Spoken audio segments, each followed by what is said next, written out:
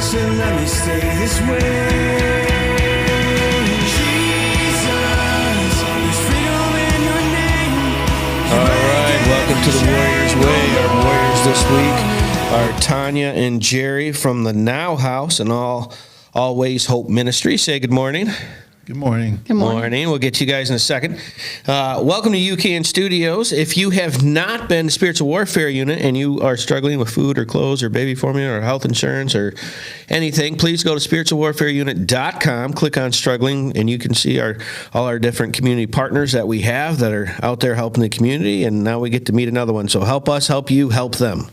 All right, Jerry, how are we doing this morning? I am doing fine. Outstanding. And you're here with your wife, Tonya. Say good morning. Good morning. All right, so we were just talking about how negative things turn into positives, right? And you guys have the Now House, so whichever one of you wants to discuss what that is, do you have like a website people can go to or a Facebook page or something? AlwaysHopeFlint.com is our webpage. AlwaysHopeFlint.com. All right, and people can go on there and check out what you're doing. All right, so while we're talking, go to what is it? AlwaysHopeFlint.com. AlwaysHopeFlint.com. Okay, and what is that real quick? That is our church, Always Hope Ministries. We work with a lot of people in recovery. And then our Now House, that is for transitional housing for women who are seeking a recovered life from addiction from alcohol or drugs. From alcohol or drugs. All right. So when we were first talking about this, Jerry has got a great story. That's why we had you come in here. And I love finding out why people help people and what's the story behind that. So we're going to get into that right now. So, Jerry, you said you were from Mississippi originally. Yes. All right. And you were born in, you said 1954? Yes, sir. What was that like? Well, it was hot. A lot Hot? yeah, a lot of racial things is going on. Yeah. And at that time, we had some things going on and we got an opportunity to leave the place. All right. Well, you can't just jump. We'll get there. So you're born in 1954, and then you left when? How old were you? I was 6 or 7 years. 6 or 7 years. So it's been, oh my God, where'd you move? Detroit? Yes, yes. You moved to Detroit in 1960s. Woo! Whoops. Well, technically, I guess that'd be kind of a good thing, right? Them boys are crazy back then. All right, so where'd you move in Detroit? Where at? On the east side. Originally, I started from the north side. Yeah. And then I came to east side. What was that like? Well, Because you went from like a small town to a huge city. yeah. What was that like? Well, it was hard at first, and we was poverty. We was like 13 kids, family. 13 children. Where'd you fit in that? I was the youngest kid. You were the youngest of 13. Woo. Oh, you were the special one, huh? Okay. All right, cool. So you moved to Detroit on the east side. Were your parents working in the shops or whatever? I never saw my dad. Okay. And my mother died as soon as we got to Detroit. Okay. So you went to Detroit. There's 13. What's the age difference between all y'all? What's the oldest? My brother was like 16, 18 years. And my grandfather was there. And, Oh, wow. And my uncle was working at General Motors because at the time, General Motors was booming at that time. Yep. And he came, and my wife, my mom, mother, sister left the kids to us, Wow. So your mom died, you were 7, you said? Yes. Man, what was it from? Do you remember? I think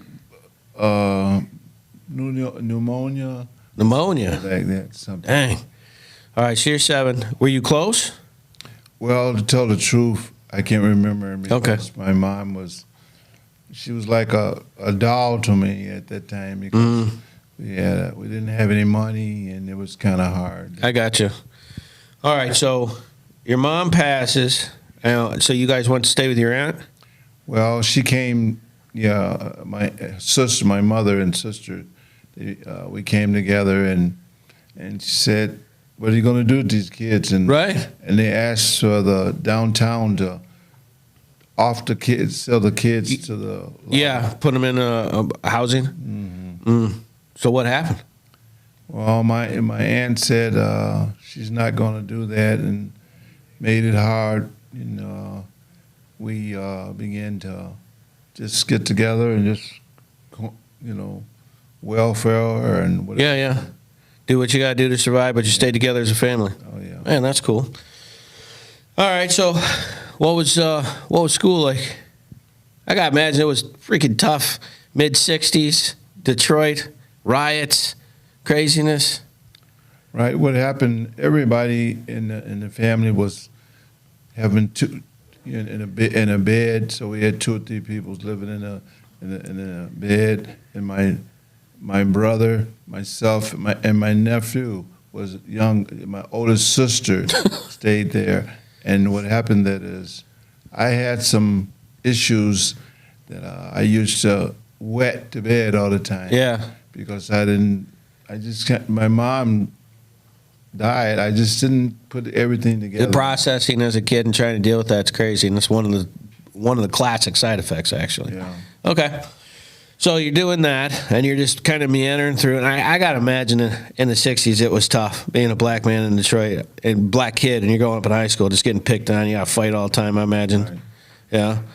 All right, so what was your grades like in school?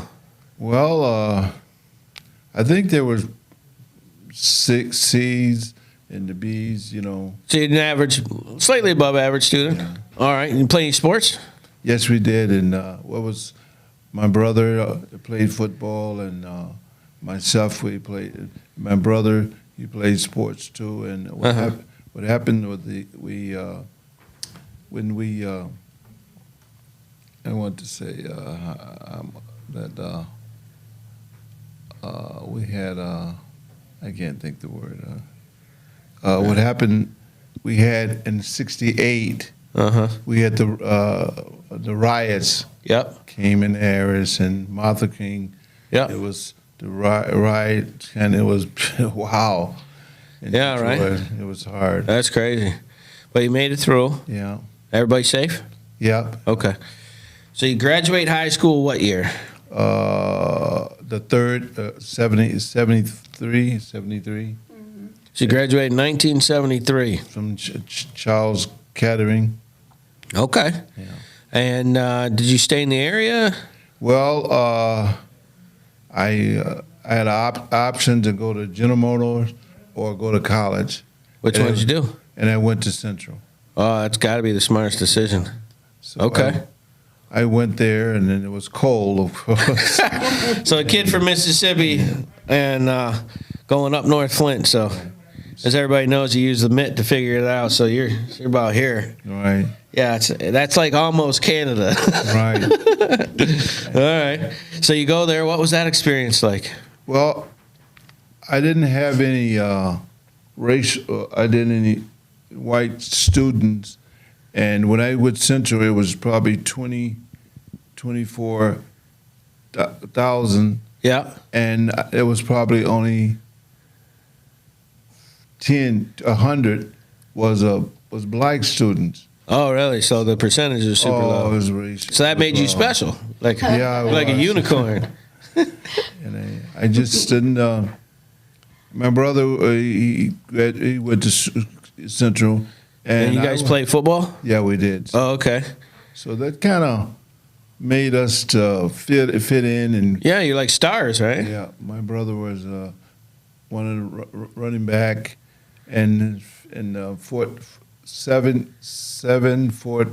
we got a championship at Central. In Central Michigan, you won a championship. Yeah. What position you play? Defensive nose. You were a defensive nose tackle. Good Lord. You must have been huge. Well, Them I dudes was- are big, man. back then. Yeah. A lot of food. Yeah, well, yeah.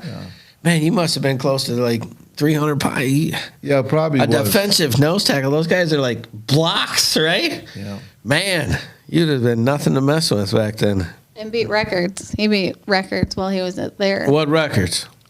Well, I got to know Rose knows me. I got almost 20 29 sacks. On 1920 sacks? yeah, Wow. and That's like the most all time for a nose tackle? Still? I don't know if it still is, but I it don't was then. I don't think Hodges I don't think brothers. very many. And my brother was Yeah, but how many people do that? Right? all right. And then my brother was a running back. He was the best in the nation. I think Archibald. Archibald? Yeah. He was highest. Yeah. Highest in the nation. He's number 2 Yeah. in the whole nation. Mm-hmm. Well, did he go play professional? Well, he did with the Pittsburgh, and he cut him, and he went to go to the Lions, and I think he got because some drugs. I Yeah. think That'll do it, right? yeah, well, Yeah, right. Man, so and you didn't try to play football? no, I I got to figure you would have been recruited. well, at 6 feet, it's a lot of guys that's bigger than that. Yeah, they're like 6'8". Yeah. But they're like a groundhog getting in there. You know? Yeah. Like I get in this vision in my head, I see this giant side block. Like I'm a short guy, so I'm short and wide. I've been 225 since I was out of the military, so like I'm wide and short, right? And I understand the power that you have at that base. Right. You know, you can still done them back, whatever. That's sitting in your corner. Anyway, so all right, so let's see. What year did you graduate college then? 78? 28, 78. 78. All right. What was your degree in? I didn't finish. I am still finished. I'm just short right now. Oh, okay. What was your major? Business. Business management. Marketing. Oh, okay. And do you like doing that stuff, marketing, business? Yes, I did. All right. So you leave college, you finish up, and you do what? What's the next step? Well, I had an opportunity to work for it's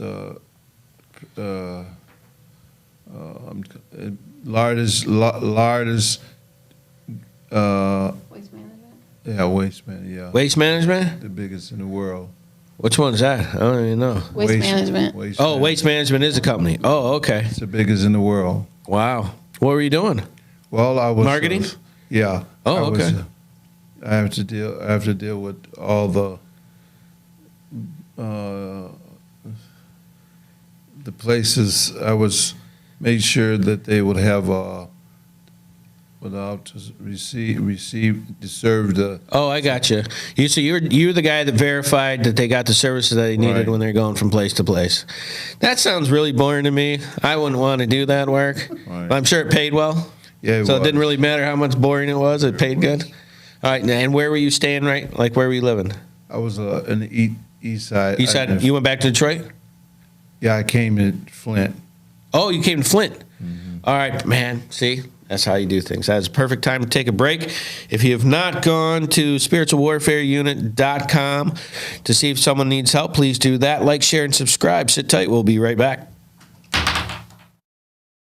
I wanted to let you know about our life application program that we have for churches and nonprofits in the area that are trying to find programming that they can use in case the corona shuts you down and you're not able to get in. You go to spiritualwarfareunit.com. You click on our episodes and you can check out our programs for as little as $29.99 a month to make sure that we're still getting the word out to those people that need it.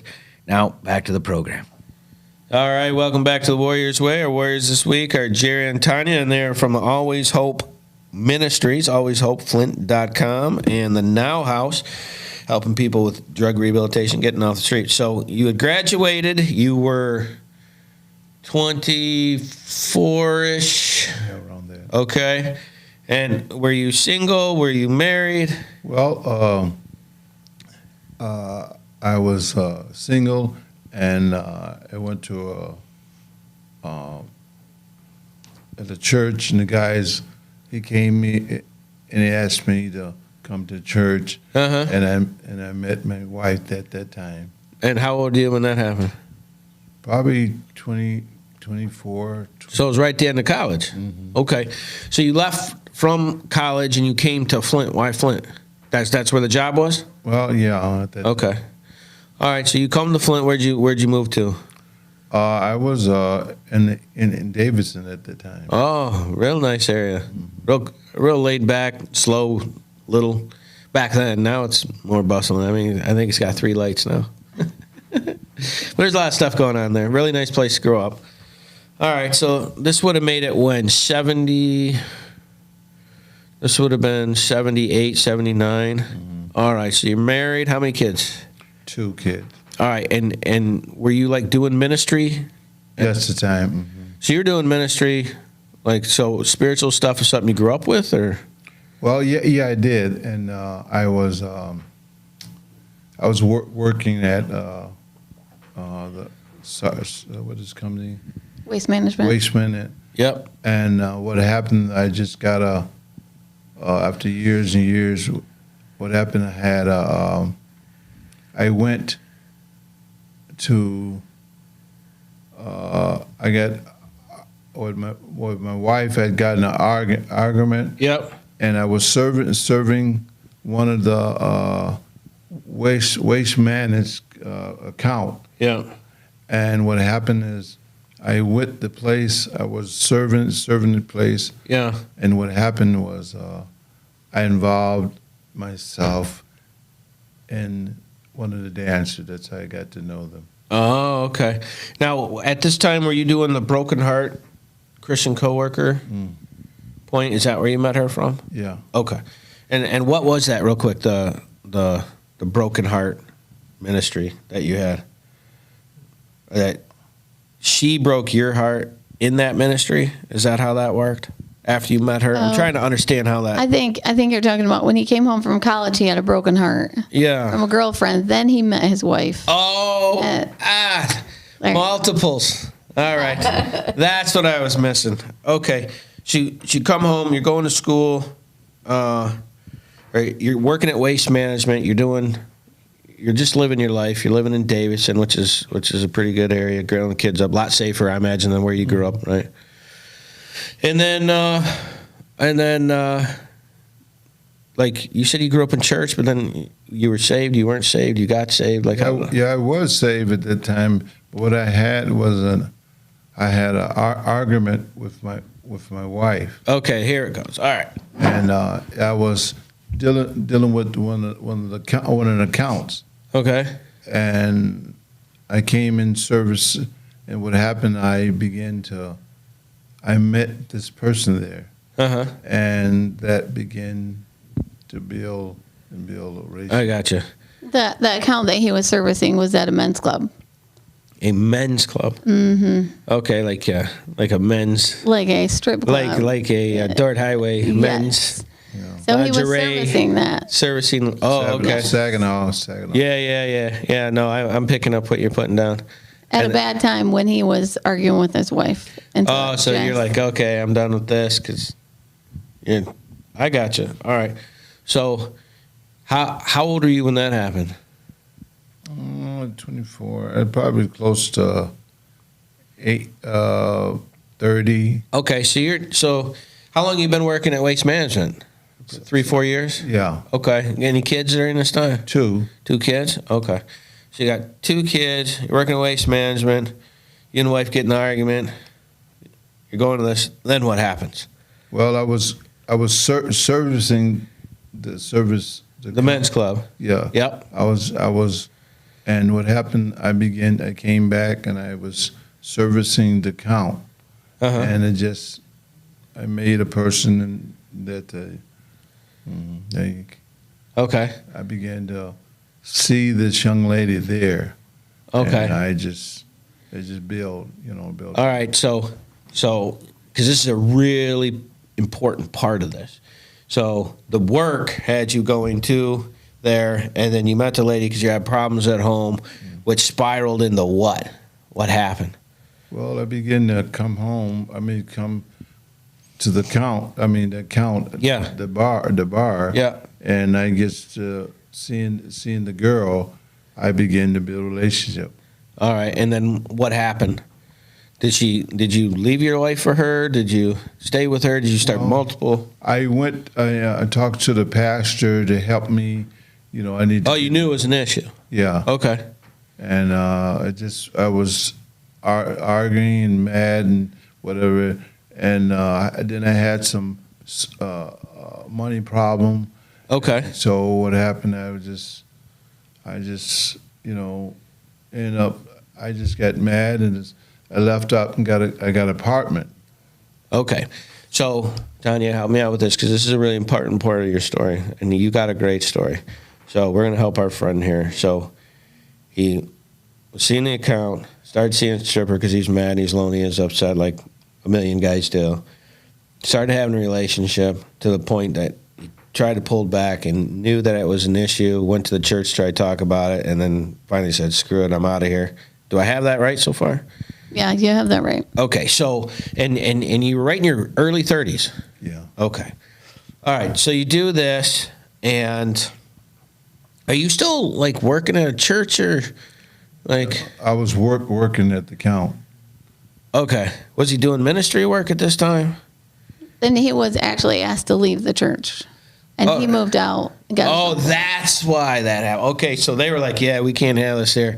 Yeah, because I was wondering how all that went down. Okay, so you leave. Do you move in with this girl? Not right away. Okay, But I began to live. live that life. So what did that life consist of? Well, drugs. Okay, And, so let me just see if I got this. So heading out to you're going to work, and you're going to the bar, hanging out at strip clubs, and that's your life. And then they introduced me to cocaine and crack. Cocaine and crack. What year was that? Probably another year. Another year. So 31. Mm-hmm. And you're on cocaine and crack. Man. And how long did that happen? He really was using his marketing skills, is what happened. Is that His marketing skills. really, honestly, that was his introduction, was through the woman that he had met. Yeah. And so when he went to purchase drugs for her, he realized that there was some profit to be made in this. If her and her friends wanted some drugs. So there's a middleman pinch-off point. Yeah. All right. So you decide after that, once you decided, there's a profit to be made here, going to pick up drugs for the girls, what did you do? Well, sometime I saw that I can get more cocaine and crack, Right. and I was making more money than my job. No kidding. So what happened is I began to, I used to not to come to work on time or what a thing like that. So it was starting to bleed over into your professional life. It was starting to take over. How long did that take, you think? Was it quick? Yeah, I probably was a couple of months. A month. A couple of months. Yeah, because I had a boss that was, you had to be there at 7 o'clock. Yeah, he's chomping on you about your time and all that. Okay. Yeah. I got you. And then the girls wanting drugs and this. Yeah, and you're staying up late. Man, you have probably finished 3, 4 in the morning. You got to be to work at 6. You can't do that. Right, that's a problem. Yeah, that is a problem. Okay, so you start selling the drugs for the girls, giving the drugs to the girls. And then she would tell me, there's other girls at the bars, Mm-hmm. and there was dancers, and they want to have the drugs, so I would sell the drugs to the girls too. So you were selling the drugs to the different girls at the different Dancers, places. yeah. Mm-hmm. All right, and this was profitable. Yeah. How long before you lost your job? I got to imagine it was. Probably 6 months. So 6 months from the time you started, your brain's like, the marketability on this is so high. Right, I don't even need this anymore. right. Wow. All right. So what year is this? This has got to be like late 70s, early 80s? Early 80s, like 80, 81, 82? All right. So in 81, 82, you're basically a crack dealer Yes. to strippers. Okay. I told you this is a great story. All right. So what happens next? Well, I began to selling more drugs. Yeah, more product. You're selling more. Like, how much were you selling? Well, sales went to 8 ball until I got ounces. Wow. Okay. And so what happened, I had this drug, so what I want to do is I was selling so much, and I would begin to staying at night and buying cars and things like bought some houses. Okay. And what happened was the policeman began to know me. To notice you. Who's this guy with the car and the stuff and the girls and the And how long did that take? Like from the 6 months you started doing it and you're doing all this, how long was that before you caught the police's attention? Probably with the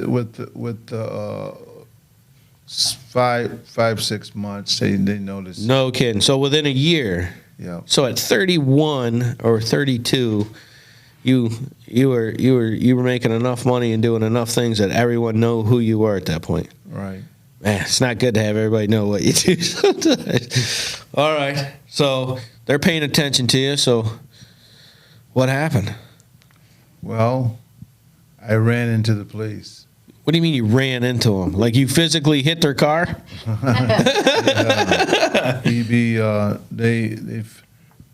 I got in a raid, and the policeman told me, they was like, "Who are you? What you do?" And there was a friend. I said, "I was just rigged," and they let me go. No kidding. They raided where? A house that some of the girls and guys were partying. Oh, a trap house. Okay. Yeah. He said, Yeah, well, I mean, I grew up in it is what it is, right? Yeah. All right, man. Listen, we have got to go to our second break. So if you guys haven't checked out alwayshopeflint.com to check out what they're doing, please do that. Like, share, and subscribe on YouTube. Sit tight. We'll be right back. I'm really impressed with the teachings that Isaac has been bringing to us, as this is all based from Proverbs. I like it because it's simple, and it doesn't matter who you are. It's very easy to understand and apply to your life. It points out, my bad parts, and but it's showing me how to do the good parts, and I'm trying to apply that and make a better life for myself because I'm tired of where I've been. It's impacted a lot of the guys as they continue to talk and ask questions after the meetings, as they speak to one another regarding the meeting and the messages and the topics that are being brought up, which are down-to-earth topics of situations and things that we live with on a day-to-day basis. He takes the Bible and he breaks it down into simple terms and where you can understand. And like I said before, sometimes a lot of churches, even the Salvation Army, sometimes we start using these big words that people don't understand, like even saying someone got saved. Well, what does that mean? What does it mean when you say someone got saved? And it's accepting Jesus into your heart. So it's like words like that we use that people don't understand. It's just very interesting how he points out, the different things of, the sin part, and then he comes back with the, how to make it better, and he just points it out. It's there. I didn't know all this stuff was in there, but now that he's pointing it out, it's like, wow, I guess if you really dig into the Bible, you find these things. This is a daily moral standards that we can live by, that the teachings are coming from. And honestly, we can take verse by verse as what he's done, and pretty much he's done the hard work for us and now laying it out so that we have an easier understanding. There's some people who don't like to be in Bible classes, but this one seems to get their attention. All right, welcome back to the Warriors Way. Our Warriors this week are Tonya and Jerry, and we were just getting into the fact that, left your wife, gone into account, started buying crack cocaine for strippers, and just started getting some houses that people were partying at, and the police raided the house and let you off because you were just a guy. First time. First time. All right.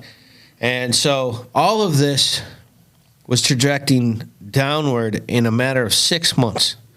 The time you left your wife till you got your apartment till all of this happened was a 6-month time period. That's extraordinarily fast.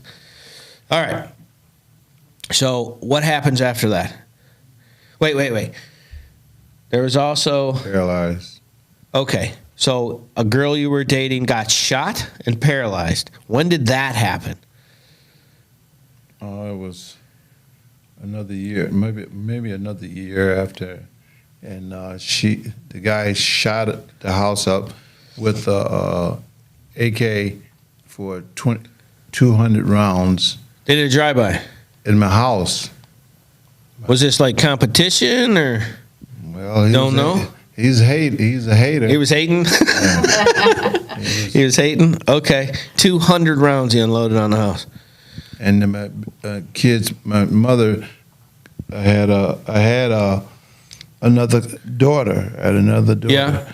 And she shot one of the rounds, and she was trying to hide it in the house. Yeah. And the one of the rounds shot in the back, and she's now have her legs been cut off, and she's on heroin now still. Wow. How old was she when this happened? 20 something? I think she was 20 something when it happened. Because this has been early 80s, right? Yeah. And that poor lady you said is still on heroin to this day? Yeah. Oh my Yeah. gosh. Yeah. All right.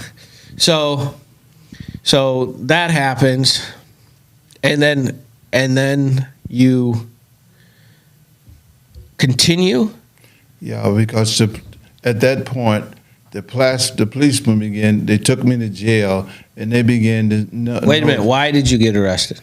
Because I got shot at, Yeah. and then they took me and they said, "What's going on?" Wait a minute. You got shot at, and they took you to jail. Right.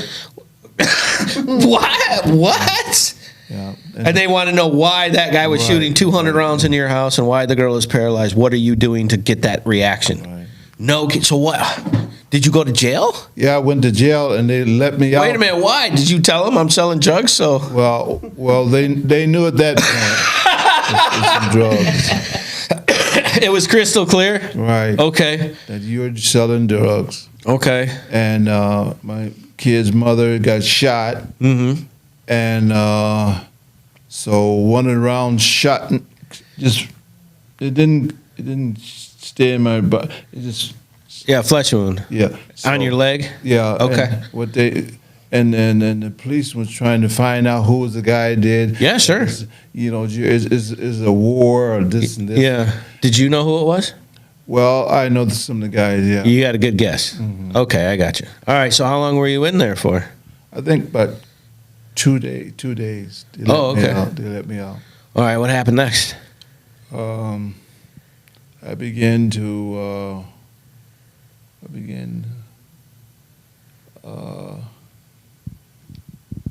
I started to still sell some drugs still, but I get arrested yeah. a lot of times. All right. So I'm going to use her for the detail spot here, but you cut in. Just put your hand up. All right. So I'm assuming it's a carousel at this point. So Yeah. gets out because you still got to sell the drugs to get paid, right? To pay your bills, and now they're looking for you to do it so they can bust you. So, all right, help me out here. Yeah. On and on and on. He goes back to jail, gets out, back to jail, gets out. He never goes to prison. He never Okay. gets sentenced to prison. He stays Probation. he had lifetime probation at one time before they made it illegal. Lifetime probation. Yeah, they gave me 1 month, and I got back on the selling drugs. Yeah. And then at one time I had probation, and then they had a lifetime probation, and then that's about 5 years I was on probation. So you're basically a life dissident at this point. All right. Yeah. So what's the time frame on this? How many year like?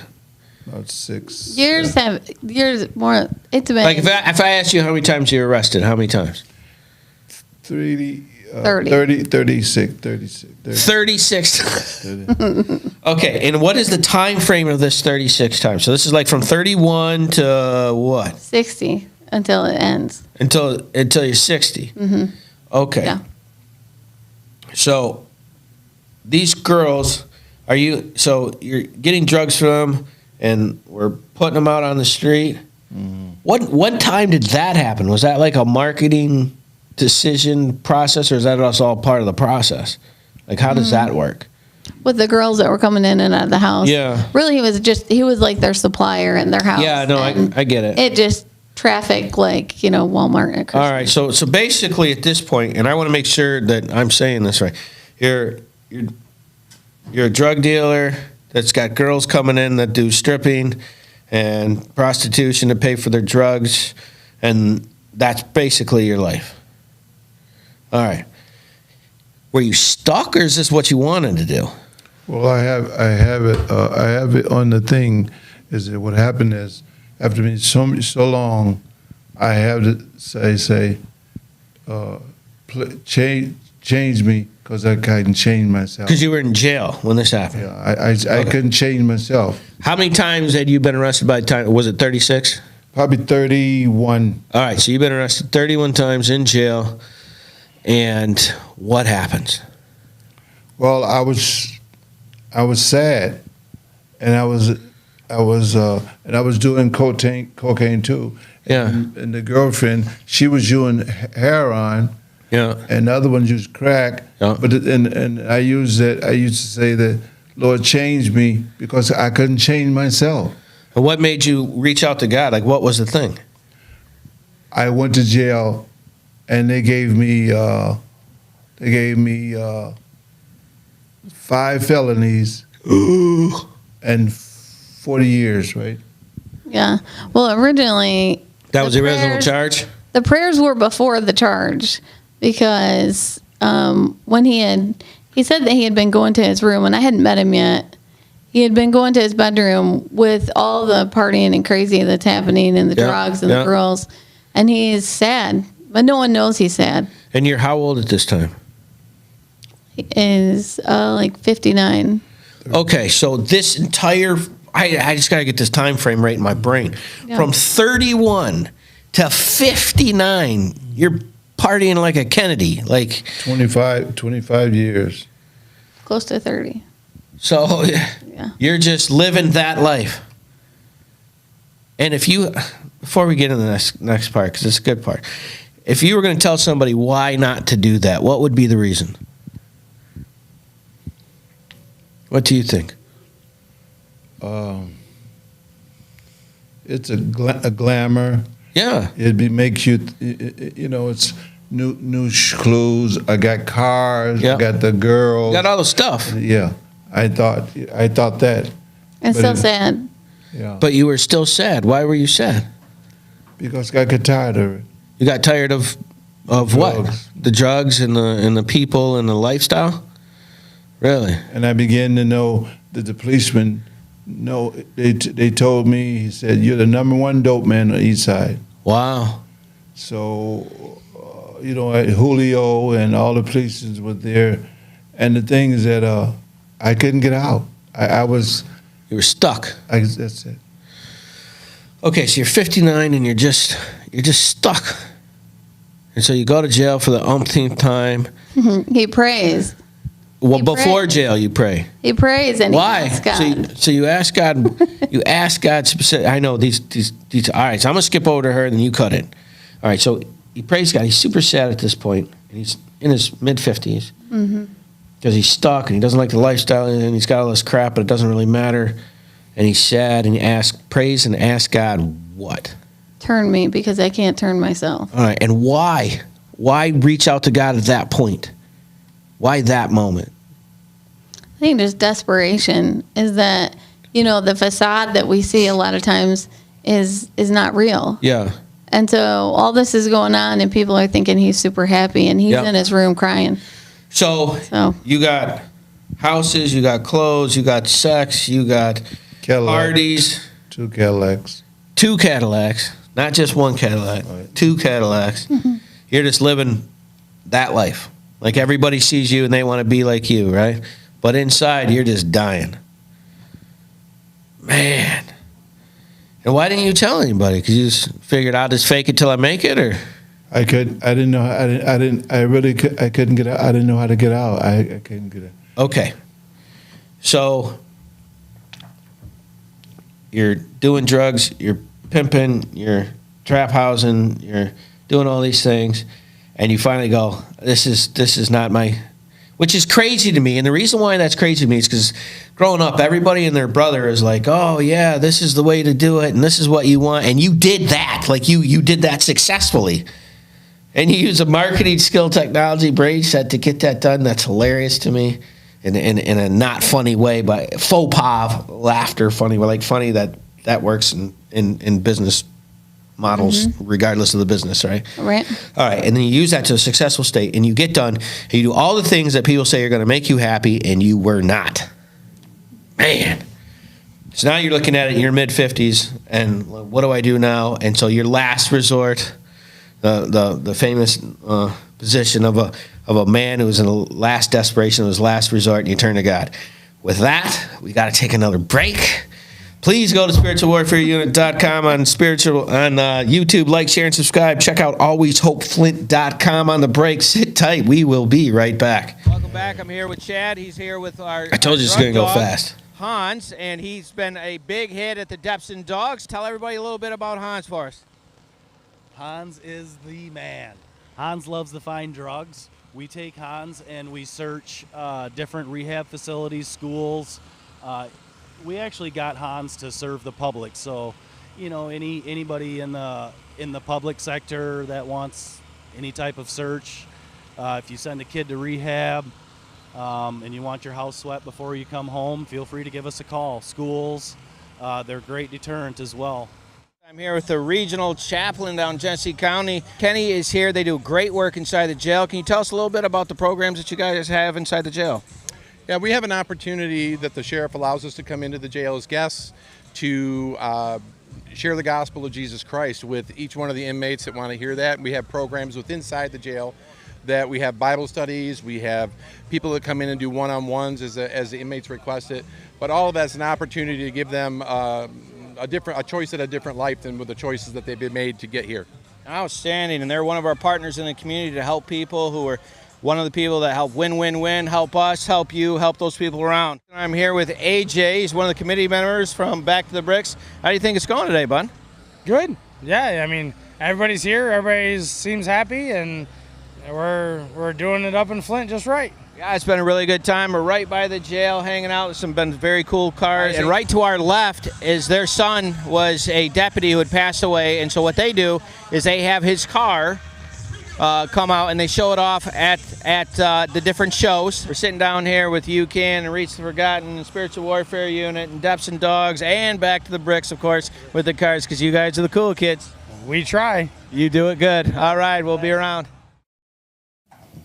All right, welcome back to the Warriors Way. Our Warriors this week are Jerry and Tonya, and we were just getting to this point. In case I forgot to mention, our good buddy Jerry here had a stroke last year, and so his wife is here to help him with the story, because this story of how you got to God is just like, these are the ones that are people are like, no way that happened stories, and I got you sitting here in front of you. So, all right, Tonya, so take us here. So he's praying to God. You're lonely. You have everything. 2 Cadillacs, partying like there's no tomorrow, living your life, but it doesn't fill that spot, that thing. Exactly. So you're basically alone, surrounded by people. God, that's so sad. That's so sad. All right, so you're in the sad point, and you say, Lord, I need help, and then the Lord answers the prayer in the most funkiest possible way, right? Yeah, with the drug raid. All right. So he asked for prayer, and how long was the drug raid after the prayer? Do you remember? Was it a day, the same day? It was clockwork. Yeah. Okay. So we're going to say within a day or two. Yeah, the policeman came on my porch. He said, I'm going to get you. I'm going to get you. He was. Okay. So you prayed for it, and it answered with a quickness. Yeah. All right. So what happened? Go ahead. So the drug raid happens. He goes to jail. Yeah. And he prays. And he says, like, for real, I want. And he's looking at five felonies and 40 years at this he point. doesn't know that yet. Like, they have raided him, but he has no charges yet. Oh, so you're asking for help for God before you find out the charges? Yes. Okay. Yeah. And when you're doing jail ministry, that's really important because everybody finds Jesus in jail. So, Yes. like, I get it. But okay. Yeah, All right. we say that all the time. They find Jesus in jail and they leave him there. Leave him there. Yeah. It was a good visit. Yeah. Okay. So you're in jail. You're still sad. You're like, Lord, I'm done with this. I got to find a way. All right. So what happens? Go ahead. And so he tells God, I want you to come into my heart, my life, forgive me. I don't want to do this anymore. Yeah. And as soon as I sell what I have at this other house, Yeah. Famous last words, right?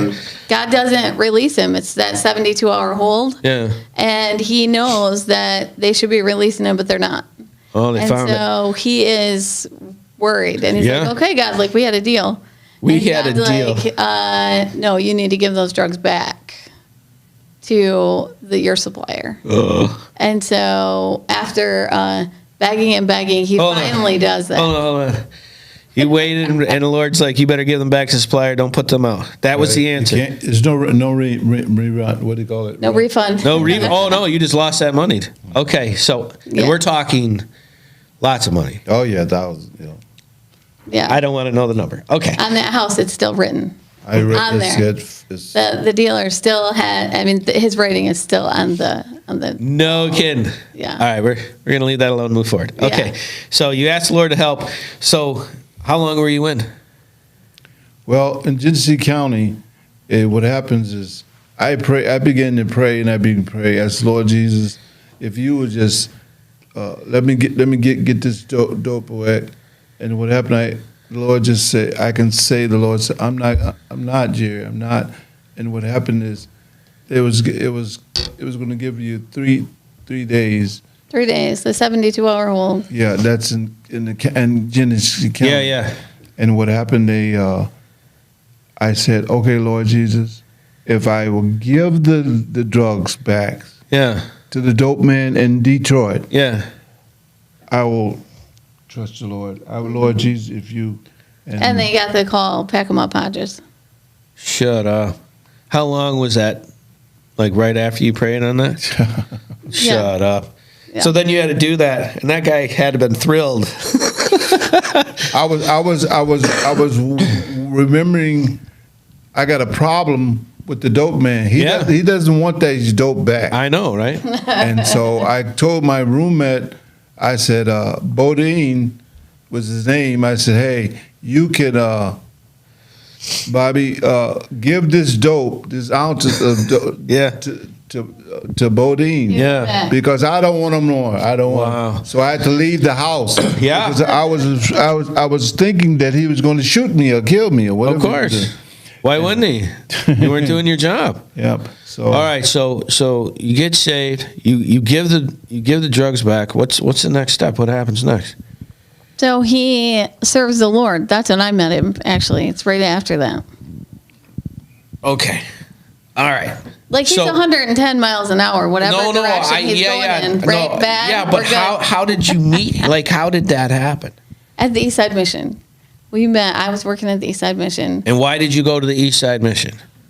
because I need God and she take me to the Associate pastor that I had was going to go pray with him Okay. and go to recovery meetings. covered me. So were you homeless right now? Huh? Were you homeless at the No, time? I had a house. Yeah, He had a few houses still. Yeah. Okay, so then, but I made a commitment that I was going to serve God at that point. okay, because this is really crazy. Yeah. Yeah. This is crazy how this all works. So you get out. What year was that happened? That was in 2015. Okay, so in 2015, you decide, I'm going to serve the Lord, going to the East Side Mission, I'm going to talk to assistant pastor. And the East Side Mission, just for you guys that don't know, does a really lot of good work on the East Side with food and clothes and people and helping and like groundwork stuff. So if you're over there and need some help, you can just Google that and find that out. All right, so you decide to go from the largest dope dealer on the East Side to I'm going to go work for God because... The reason is all of the stuff that you had doing was basically you were alone and really didn't have anything. After having all the things that all people want, you realize there was nothing in it. Have I said that correctly? And because of that, your response was, God, I can't do this. This isn't what I want. Can you help me out? And then he did by taking it all away from you. And the policeman took some of my money in the house, so. Oh, your money was going. Well, of course. Take your money and your drugs. All right. So you leave. You go to the East Side Mission. You meet Tonya. Mm-hmm. Now, how the heck did this happen?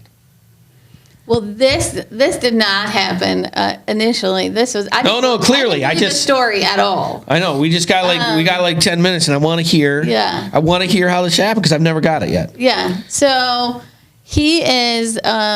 He comes. He wants some help. He says he wants to serve. He has a great story. Yeah. I actually. He says he wants to pray with a guy pastor. So I send a message to my associate pastor, Matt, at the time, and I say, I'm sending this guy to you. He has a great story. I don't buy it, but good luck. Yeah, it sounds crazy. He keeps coming. He keeps coming to church, he's really at every Bible study there is on the East Side. Okay. Not just ours. Like, he's at the East Side Mission. He's at St. Mary's. He's at Pastor Dan's church. He is at every place that he can go to find Jesus. Gotcha. And sticks it out, and about a year later, we start to date, and about 6 months after. All right, hold on. You can't just say we started dating. Like, why? Out of all the you hear this crazy story, and you're like, okay, that's the guy. Now, mind you, what are you doing at this time? What's your position at this time? My position at the time is development director at the East Side Mission. So development director at the East Side Mission. This guy comes in. He does everything. You're seeing him for a year. What was the thing? I just loved his heart for Jesus. Was just crazy. And I'm a skeptic, so I showed up at his house at different times. First of all, because he wanted to be involved in leadership, and I don't play with that. Yeah. So, you can't be the bad guy and now, pretend that you're going to be a good guy. You got to be real. Yeah. And so we called it ministry on Jerry's porch, because his porch was the hot spot. Huh. Everyone was coming for drugs. So hold on, you didn't have drugs, so you just started you started witnessing to these people? Yeah. And they still came? Yes. Yeah, it was hold on. Crazy. Wait a minute. Didn't the word get out he doesn't have them no more? I had some state troopers. They knew who I was, and they gave me some turkeys. Some turkeys. He helped pass out turkeys for the neighborhood. Shut up. Yeah. Wait. Okay. The story gets so crazy. We don't have enough time to sidetrack me. All right, stay folks. All right, so after a year, you're like, okay, I want to date this guy because I love his passion for the word. Yeah. Okay. So, how long do you date? We date for a year. A year. Mm-hmm. And then how did it work? And then we get engaged. Yeah, but how did he do it? How did he? Yeah, how did he just be like, hey, do you want to get married, or? He actually had his local license at the East Side Church. Yeah. And he preached that day, and then after he got done preaching, the whole congregation was kind of in on it, and smooth. He surprised me and asked me to marry him. Then no kidding, caught her. Yeah. Man, that's unbelievable. Okay, so you do. How long do you schedule? Do you plan? We're engaged from August until the end of April. We get married. Okay. But really, the craziness that happened is that after we started dating for about 6 months, that old case came back up. Oh. And so the case came back up, and he turned himself in, and they said, you have 5 felonies. And how long? That was a year and a half, 2 years? Yeah, so it had been a year and a half of him what serving took so the Lord. Long? That's Who a great knows, question. Right? That's a great question. It is a great question, right? And so he thinks that everything is good, and then he goes to turn himself in, and he has 5 felonies. And we go to court shortly after, and the public defender, because he has no money now. Yeah, he's broke. says the offer on the table is 40 years. Oh my God. So we went through I go to that. work for Jesus, and the response is I Yeah. get a 40-year bid. Oh my Lord. Okay. Yeah. Okay. I asked the Lord, if no matter what you do, if I go to prison, I just want to serve God and Jesus. You just said amen because you realize that the life that you're living wasn't it. Right. Okay. It's super important that that's the reason, and I'll get to that at the end. All right. Yeah. So what happens? Yeah. So we go through that. And, one of the things that I always tell people is that he had that time. He made the promise to God. You find Jesus in jail, but he took him out with him. Yep. And he lived for a year and a half, and he did what he told God he would do. Yep. Right? And so while he does that, now this case is pending, but he has so many people writing letters, Yeah. people saying like he is a benefit, he's an asset to the Yep. community, he's sharing the hope of Christ with everyone, he's mentoring guys now Yep. that are on the street. And so we end up going to court for 3 months Uh-huh. to you want to say what the judge said? Yeah, you can tell them. Case dismissed. Why? All right, you're just looking up at this guy. God's He didn't have a legitimate reason. Just God. Yeah. Just God. Well, there was no. What was it? They had to give you like a reason for a case dismissed, right? They didn't actually. They didn't state. They just come in and say said stuff. In the case. And when did that happen? What year? That happened in 2018. So right before COVID. Mm-hmm. Man. So I just want to get this summed up right, and I'm gonna take a couple minutes. But the arc on this story is crazy. Yeah. So you grew up in Mississippi, you moved to Detroit during the riots, definitely racial tension, fighting, all that stuff. You decided to go to college instead of GM, which most kids didn't make that choice. There's an intelligent marker there. You were a record-holding football player while you went there, won a championship, left, had a job with waste management, left your wife, got into drugs, and you did that from 31 to 59. Okay. And from 31 to 59, you're selling cocaine and crack and going to strip clubs. Heroin.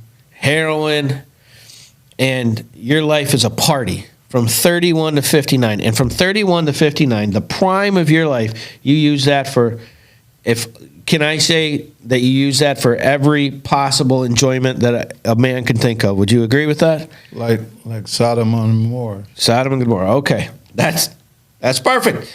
So you decide to do whatever you want with whoever you want, whenever you want. And at the end of that, there was nothing. That's what you're saying. Do I have that right? Mm-hmm. Okay.